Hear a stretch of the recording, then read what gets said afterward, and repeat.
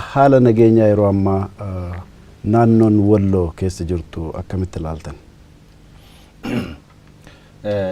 Egaa akkuma beekamu uummanni keenya kan naannoo Oromiyaa jala jiru qofa osoo hin taane naannolee adda addaa keessatti illee hammatamanii baay'inaan bakki isaan itti argaman keessaati tokko naannoo Amaaraati. Achi keessaa godina of danda'ee mataa isaa danda'e godina guddaati jira. Uummata hedduutu achi keessatti argama. Uummanni Oromoo bulchiinsa mataa ofii ni qaba. Haala amma jiru kana keessatti garuu yeroo dhiyootiin asi uummata kana irratti haleellaa hagana hin jedhamnetu irratti geggeeffamaa akka jiru quba qabna. Duulli yeroo adda addaa irratti geggeeffamee poolisii naannoo Oromiyaa poolisii naannoo Amaaraatiin akkasumas immoo hidhattoota eenyummaan isaanii hin beekamneen duulli irratti geggeeffamee isaanis haga danda'an ofirraa faccisanii jiru. Haalli amma keessa jiru immoo isumarrayyuu daran hammaatee bulchiisa naannoo sana buqqisuudhaaf akkuma inni jirutti akka inni ofii hin bulchineef bulchiisa godinaa bakka bakkaatti kaasuudhaan hidhuudhaan bulchiisa aanaalee akkuma kana kaasuudhaan uummanni sun bulchiisa malee akka hafu jeequmsi akka ka'u nama isaan dura bu'u akka hin arganne rakkoo isaanii bakka itti hiikkatan akka hin arganneef duulli guddaan irratti geggeeffamaa jira. Haaluma kanaan egaa namoonni hedduun bulchiisa godinaati eegalee aanaarra haga jiranitti nageenya bulchiisaa fi nageenya namoonni hojjetan akkasumas immoo gandaalee fi gandawwan adda addaa keessatti namoonni sabboontota jedhaman hundumaa irratti duulli geggeeffamaa jira. Kunis immoo bifuma qindaawaa ta'een poolisiidhuma naannoo Amaaraatiin kan inni geggeeffamaa jiru. Kanaatiif dhaabbachuun kan irra jiru ta'uu isaati kan nutti mul'isaa jiru. Ammallee hin dhaabbatin jira akkuma jenne namoonni hidhaman gara daseetti fudhatamanii achi jiru. Garuu gaa kan ta'uun irra jiru lolli amma geggeeffamaa jiru mootummaa naannoo Amaaraa fi godina addaa Oromoo Amaaraa keessatti argamu gidduutti walitti bu'iinsi jiru kunillee akka walitti bu'iinsa uummataa fakkaataa jira. Sababii kanaatiif namoonni hidhaman kun daseetti hidhamuun isaanii sirrii miti jennee abdan yaanna.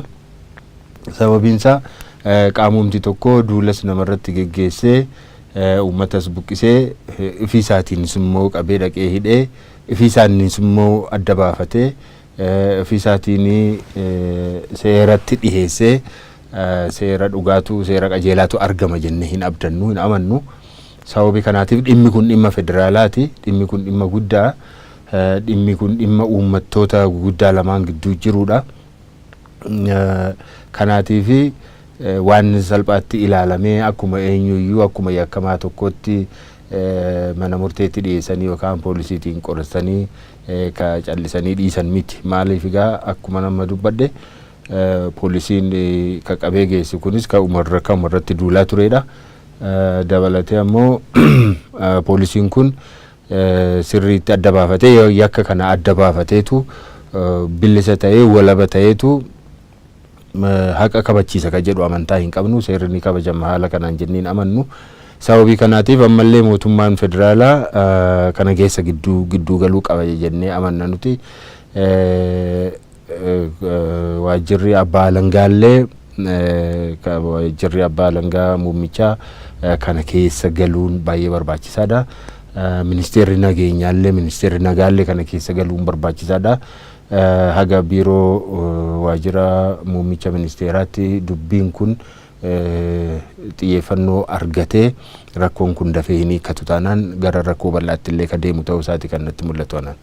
Egaa galatooma obbo Araarsumee gara keessanitti dhufutee rakkoo nageenyaa naannoo Wallootti uumamee wajjin wal qabatee aggaammi fi duula isarratti godhamu uummatni naannichaa ofirraa qolachuudhaaf yaalee jira. Kana hordofuunis rakkoo nageenya san kan uume humna waraanaa adda bilisummaa Oromooti. Humna hidhate kan adda bilisummaa Oromoo hoogganutu rakkoo kana uume yaadotni jedhan naannoo Amaaraarraas ta'e kallattii garaagaraatiin tarkaanfataa tureera. isin dhimma kana akkamitti ilaaltan? Dhuguma waraana keessantu naannoo sanitti waraana bane yookaan immoo humna hidhate achii qabdu? Hin qabnu. Walumaa galatti waa'een naannoo Walloo hunda yoo ilaallu 1991 yeroo mootummaan Dargii kufe naannoo addaan qoqqoodanii naannoo tokko naannoo lama naannoo sadii jedhanii biyya guutuu naannoo addaan qoqqoodutu ture jechuudha. Fedhii uummata kana namni gaafate hin jiru. Beekaa ta'e jaameetiin akkasitti naannoo Amaaraatti maxxanfame jechuudha. Namni gaafate hin jiru. Silaa akka ta'uu qabu uummata tokko afaan inni dubbatu, aadaa inni dubbatu, seenaan isaa ilaalamee akka silaa malutti eessatti yoo naannoo kam jalatti uummanni kun buluu qaba kaju jalqabarraa ilaalamuutu irra ture jechuudha. Akka biyyoota adda addaa federaalizimiidhaan biyya bulan yeroo ilaallu haala akkasiiti jechuudha. Jalqabumarraa bade. Inni kun immoo deebi'eetiin yeroo achitti maxxanfaman fedhii isaanii malee aadaa isaanii, afaan isaanii walumaa galatti waan silaa hawaasni tokko akka uummataa tokkotti argachuu qabu tokko argachuus hin dandeenye jalqabumarra. Osoo kanaan deemaa jiranii keessatti miidhaan adda addaa irra gahuun naannoo Afaarii wajjin illee walitti bubu'insi yeroo adda addaa ni turame. Naannoo Amaaraatiin walitti bubu'insi ni turame. Inni kun deemee boodarra immoo yeroo kan Afaarii isaan jidduu naga argatee furmaanni hanga tokko argatee xiqqishoo isaan wayyaawaniitiin jedhan maaltu dhalate? Karaa mootummaa isaan jalatti bulan kan naannoo Amaaraa jalatti bulantu poolisoonni naannoo sanii hidhattoonni naannoo sanii uummata kanatti bobba'anii jechuudha. Uummanni kunis waan arguuf jecha wal qindeessanii dura dhaabbatan ni lolan bakkoota adda addaatti garuu akka yaadan sanitti injifachuu hin dandeenye. Yeroo kana maaltu ta'e waraana bilisummaa Oromoo keessa jira jedhe jechuudha. Osoo injifatanii akkas hin jaan waan injifataniif jecha nama muuxannoo qabuutu keessa jira waraana bilisummaa Oromootu keessa jira jedhanii kanatti maxxansanii jechuudha. Waraanni bilisummaa Oromoodha achi hin jiru. Kana namuutu ni beeka. Haa ta'u immoo yeroo waa tokko dalagamu eessatti maxxansina? Eenyu irratti yoo haqannee wayyaadha?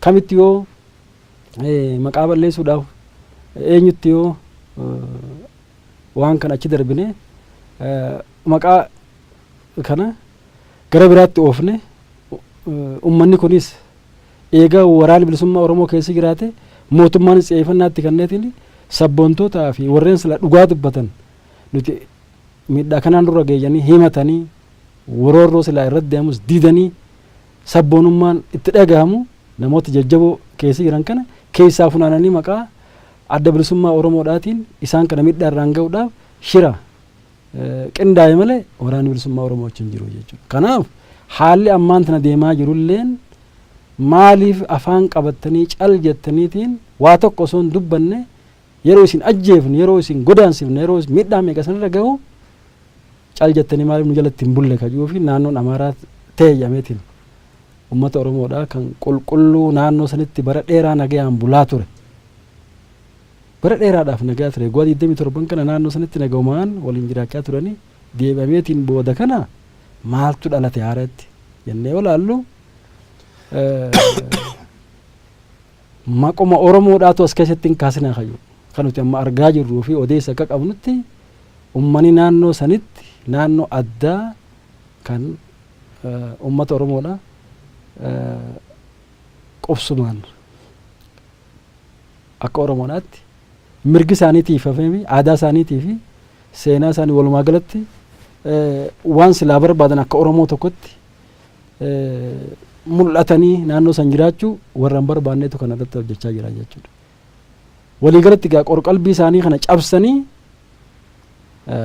Amaarummaa fudhachiisu dhugaan jirulleen kanuma jechuudha. Ka isaan walii galatti waan Oromoodha nuti jechuu kana hambisanii lafaanis nuhis walumaa galatti waan naannoon bulchiinsa Amaaraa fudhatisan fudhanna janiitiin mataa gadi qabatanii jalatti bulan isaan kana hamilee isaanii cabsuudhaaf waan dalagame jennee laallaa jechuudha. Keessatti yeroo ammaan tana yeroo jijjiirame mul'ate jennu 2018 haalli Itoophiyaa keessa jiru jijjiirame ummanni mirga walii beekee walqixxummaadhaan dimokiraasii dhugaadhaatiin buluutti jalqabe jennee hundi biyyattii kana keessa jiru akkasitti ilaalutti nama keessa dhugaa jirtu dubbate haga bulchaa aanaadhaatti osoo naaf sabboontonni Oromoo kan baadiyyaa jiru kan magaalaa jiru tokkoon funaanama hidhatti guuramuunii fi achumaanis fuudhameetiin naannuma sanitti naannuma fi barbaadanitti hidhuun waan ta'uu hin qabne jechuudha. Wanni kun deemee isa deemanii bal'ata. Lolan barbaanne keessa seenama jechuudha. Isaan qofaa miti dhalli Oromoo isaaniitu kan naannoo biraa jiru maaltu itti dhagama keessa alan. Hoggaa dhalli kee achitti ajjeefamaa jiru hidhamaadhaa jiru atilleen harka maratteen teessu. Uummanni naannoo Oromiyaalleen maali wanni kun jechuurraa duubatti hin deebi'u. Uummanni guutuu Itoophiyaallee maali uummanni kun nagaan waliin bulaa ture maaltu naannoo san keessatti sila akkam bulchiinsa naannoo Amaaraatti uummata sanirra yoo miidhaan ga'u katiisu isa kan nagee eegulleen isa namni milishaa naannoodhaa kan naannoo sanitti hidhate kan nagaa uummataa walqixxeesseetiin kun saba kana kun saba sana osoo hin jenne walqixxeessee eegu saba tokkorratti xiyyeeffannaa itti kanneen hoggaa isa san balleessuudhaaf irratti bobba'u waanuma nama gaddisiisaati waan ta'ullee hin qabne waa yeroo ammaatti hojiillee hin deemnee fi bara ammaan tanaa kana yeroo jijjiiramni mul'atee fi haalli waliigala biyyattii kana keessa jiru jijjiirame xiqqaatu haa guddatu haalli dimokiraasiidha haalli dhugaa namni dubbatee dhugaan san fudhatameetiin itti gara silaa namni waliigaleetiin mirga walii beekutti deemaa jiru keessatti kun ta'u jechuun nu qofaa biyya sanirra jiraata. Yoo ta'u baatillee warri maqaa biraa himatuu fi gartee saba biraa ta'e yoo nu ta'e qofa yoo nu fakkaate akka nuti jenne yoo fudhate qofa kayyuu waan deemaa jiru fakkaata. Inni kun ammoo gaa mirga dimokiraasiidhaatii fi mirga uummanni tokko uumamaan qabu tokko achirratti balleessuudhaaf xiyyeeffannaa ta'e waan ta'eef kun mootummaan federaalaa ilaalcha guddaatti kenneetiin yoonii fi inuu koree addaatti ijaaree dhugaa jiru warri beeytoonni seeraa kanneen seenaas beekan maali fedhiin uummata kanaa maaltu walitti buuse mootummaan kun maalii fi akka naannoodhaatti uummata isaa kana kaasila naannoo isaanitti bulchuu walqixxeessee bulchuu dadhabe maaliif irratti bobba'uu dandeekaju dhugaan uummata kanaati ifa ta'ee mul'atee mootummaan federaalaa jidduu seene hedduu gaariidha jennaa jechuudha gama keenya. Meebbo Qalaamas yaadaan walluma isin tursiisa. Uummatni humni addaa naannoo Amaaraa hawaasa Oromoo naannoo Wallootti weerara erga banee booda gaafa humni naannoo san jiru akka isaan yaadan hin taane deeggarsa mootummaa federaalaa gaafatee ture.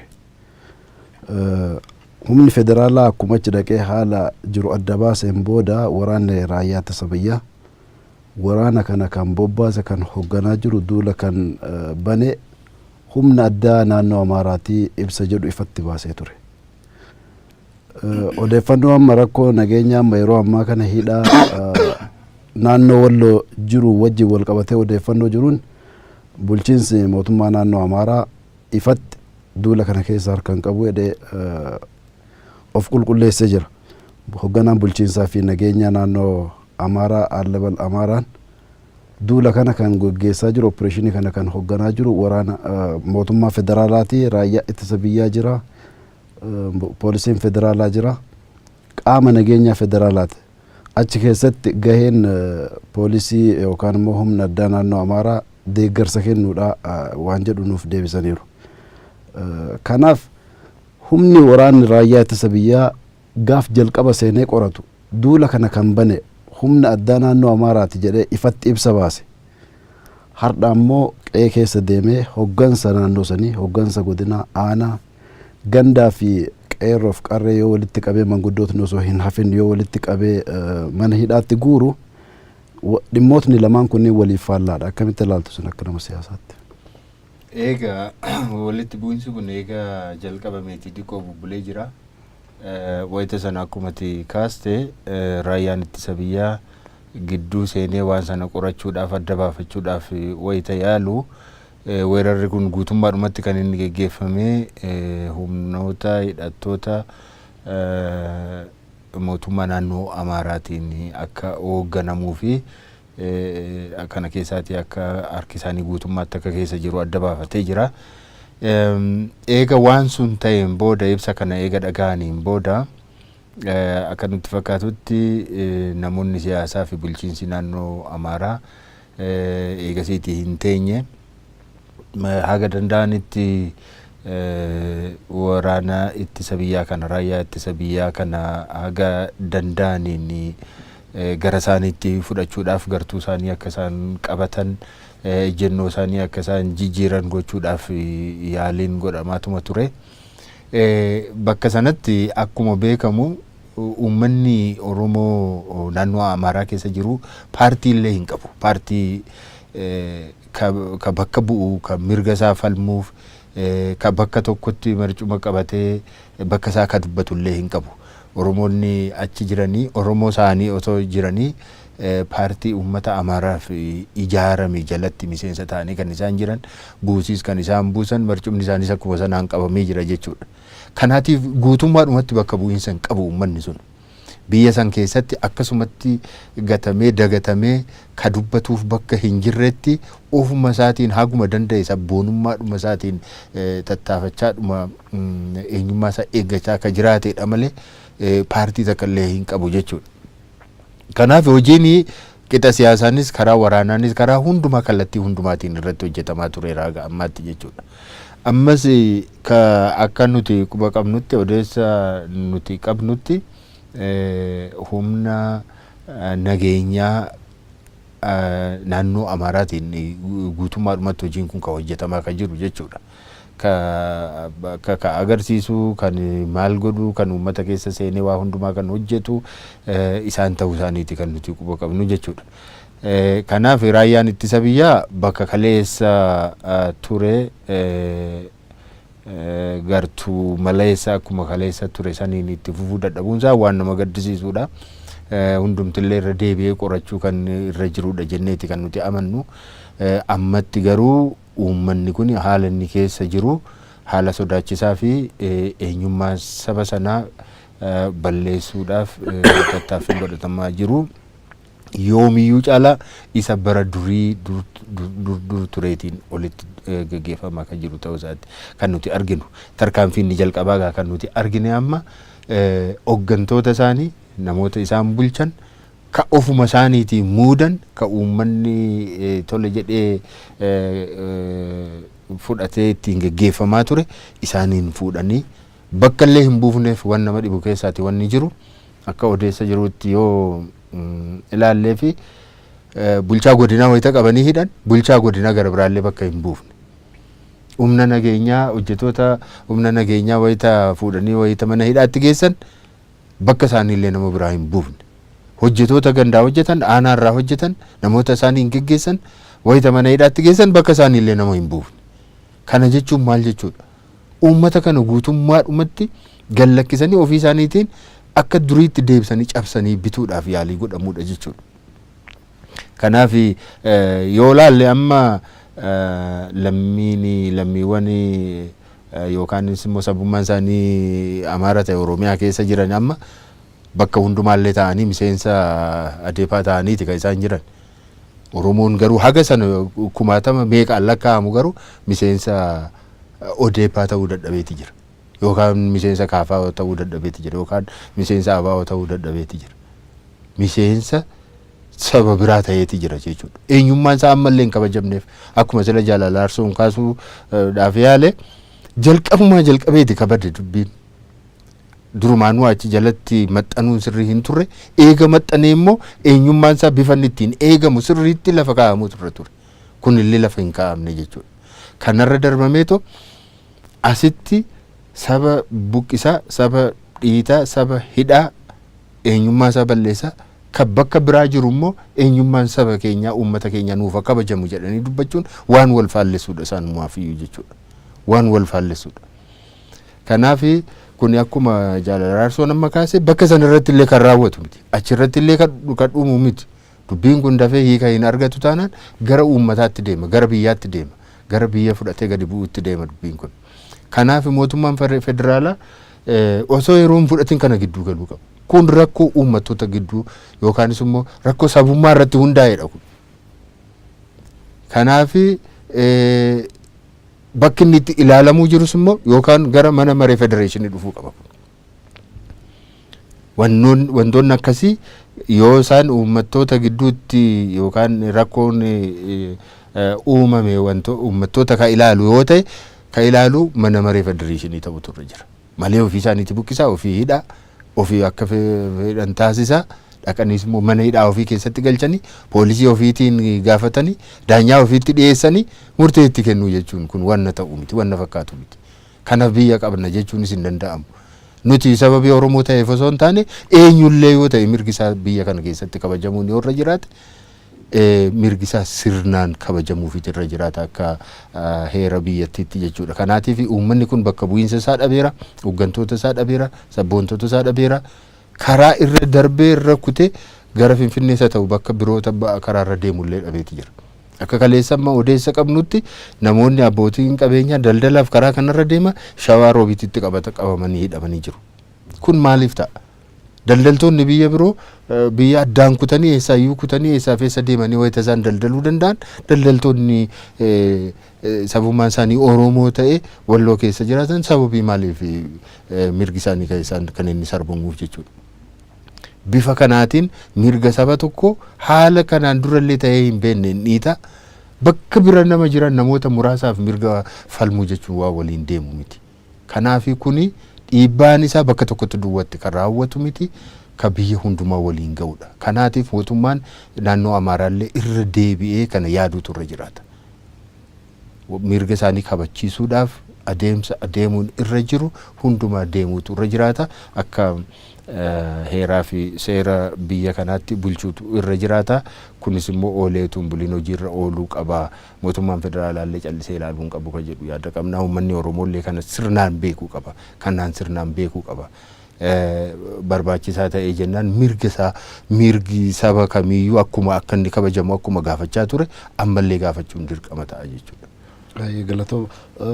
Egaa haalli yeroo ammaa kana Walloo keessa jirtu kun imala haaromsaa biyyi kun keessa jirtu wajjin akkamitti ilaalama obbo Araarsu? Walumaa galatti akkuma ammatti tuqame maal seeta biyyi takka jijjiirama keessa seente hoggaa jennu guutuu biyyaati malee moggaan takka haaluma durii keessatti dalagamte keessatti irratti hojiin gaggeeffama. Gara biraatiin immoo dimokiraasii dhugaatii fi haala mirga walii kabajanii walqixxummaadhaan waliin deeman keessatti argamna hoggaa jennu. Moggaan kee tokko qaamni kee tokko haalli akkasii hoggaa keessatti ta'u waanuma namaafis hin fudhatamne namaafis hin liqinfamne jechuudha. Kanaaf kun waanuma ta'e jamee beekaadhaa hojjetame jennee ilaallaa jechuudha. Miidiyaa irratti nima dhageenya eenyu Koloneel Allabala Amaareedha nuti harka keessaa hin qabnu kan dhimma kana gaggeessaa jiru qaama federaalaati jechuudha. Kun dhugaadhaa jennee hoggaa ilaallu dhugaa miti. Qaama federaalaati miti. Uummanni simachaa jira. Hidhattoota naannoo Amaaraatu nutti bobbahee nu hidhaa jira jechuudha. Kana jechuun uummanni kun mirga silaa akka uummanni tokko qabaachuu qabu akka hin qabaanne waan karoorfamee qindoominaan gaggeeffamaa jiru malee waan guyyuma tokkotti lafaa ka'ee waan ta'ee miti jechuudha. Eenyummaa fi naannoo jiranitti himachuu dadhabuun bakkuma dursanitti deebi'uudha jechuudha. Waan bara dheeraa uummanni qabsaa'ee keessa dabree as ga'e kana duubatti deebisuudha ta'a. Kana furmaanni isaa uummata kana dhugaa inni qabu qaamni bilisa ta'e dhaqee laalee dhugaan eessa jirti hubatee yoo furmaatatti kenne ala wanni kun kan uummata Oromoo keessaa alaanillee yeroo ammaan tana maali wanni kun garamitti deema jedhee yaachisee fi furmaanni isaa maal ta'uu qaba jechuudhaan halkanii guyyaa namni guyyaa wanni kun dhalatarraa eegalee itti yaaddaa jiru waan ta'eef kun furmaata mootummaan federaalaa ilaalcha cimaatti kan yoo fure irra wayyaadha. Wanni kun bakkuma sanitti dhaabbachuu danda'a. Yoommoo ilaalchatti hin kennini yeroo kananiif taate wanni kun bal'atee sadarkaa gaa Oromiyaatti as seenuu danda'a jechuudha. Hoggaa sana amma maal ta'a jechuudha gartee osoo dhageenyu osoo agarruutti dhiisuun eega bal'atee wanni mee qabate booda fiikuun gatiin qabu jechuudha. Daldaltoonni Finfinnee dhufanii naannoo dhaloota isaaniitti deebi'uu dadhabu jechuun kanaa achi wanni hafe hin jiru. Kanaaf kun furmaanni isaa akkasumatti taa'anii waliin haasawaniitiin qaamni ol aanaan naannoo mootummaa federaalaatti dhaqee waan kana dhugaan jirtu eessa jirti jedhee ilaaleetiin furmaata itti kenna duwwaadha jenneeti ilaallaa jechuudha.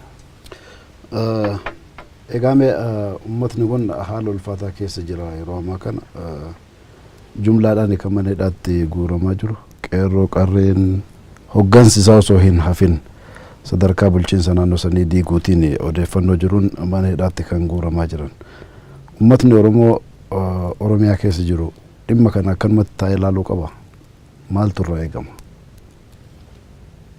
Egaa kuni tokkoffaa uummanni Oromoo waan inni gochuu qabu kan natti fakkaatu mootummaa biyya bulchaa jiru kanarratti dhiibbaa gochuudha.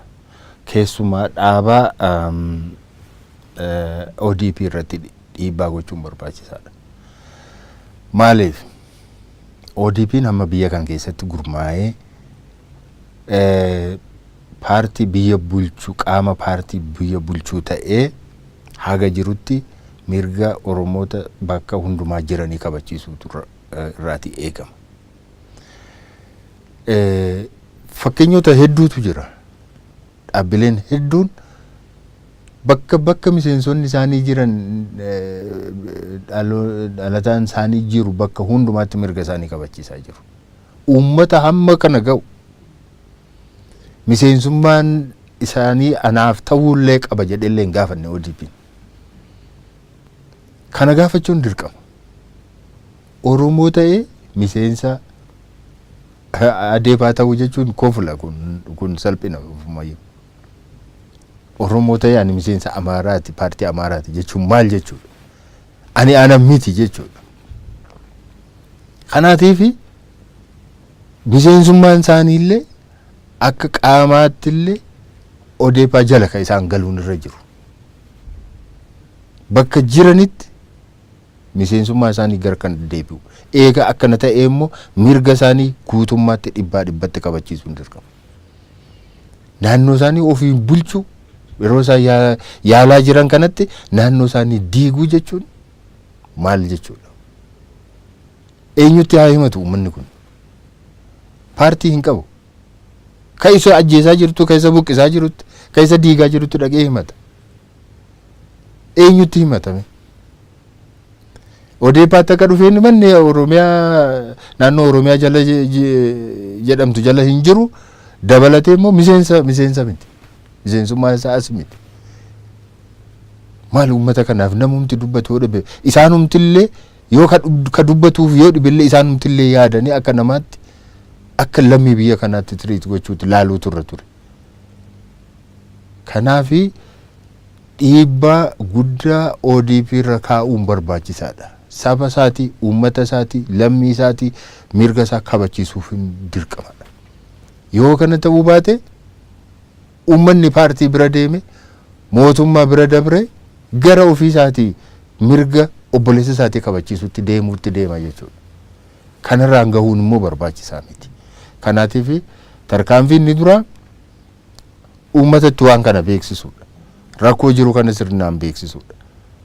Biyya tokko keessa jiraannas waan ta'eef wal keessa makannees jira waan ta'eef mootummaa naannoo Amaaraa wajjin illee sirnaan haasa'uun barbaachisaadha. Sirnaan haasa'uun barbaachisaadha. Tokkoffaa heera mootummaatiin ala. Lammaffaa immoo adeemsuma biyyattiin kun ittiin deemtu uummattoonni itti wal makatanii turan hariiroo isaanii kana balleessa wanni kun. Kanatti immoo ka miidhamu Oromoo qofa miti. Kanaafi kanallee isaanillee beekuun barbaachisaadha. Waliin haasa'uun barbaachisaadha. Biyyi kun biyya walootiin qabnuudha. Mirga walii kabanye malee mirga eenyummaa keenya kabanye malee waliin jiraachuun akka hin danda'amne jarra salarree walitti himuun barbaachisaa ta'a. Kanaafi uummanni keenya kan inni beekuu qabu maaltu ta'ee jira? Bifa maaliitiin mirga uummata keenya kabachiisaa jirtu jedhee mootummaa amma bulchaa jiru kana gaafachuutu irra jira. Otoo ofii isaatii itti darbee mirga obboleessa isaatii gara kabachiisuutti osoo hin deemin dura ammallee biyyatu jira, ammallee seeratu jira, ammallee heeraan bulaa jirra. Akka heera kanaatti uummanni kun mirgi isaa guutummaatti kabajamuuf. Namoonni hidhaman kun yoo dubbiin isaanii adda bahuun barbaachisaa yoo ta'e qoratamuun yoo irra jiraate qaama bilisa ta'een gara federaalaa dhufanii yookaanis immoo dhimmisaa gara mana maree federeeshiniitti dhufee ilaalamuu qaba malee namoota wal lolan lamaan gidduutti isuma loleessan keessaatii tokko daanyaa hoo ta'e maal jechuudha. Kun ta'uu hin danda'u. Kanaaf uummanni keenya sirriitti beekuu qaba. Paartii biyya bulchu kanatti mootummaa biyya bulchu kanatti qajeeloodhaan itti himuu beeksisuutu barbaachisaadha natti fakkaata.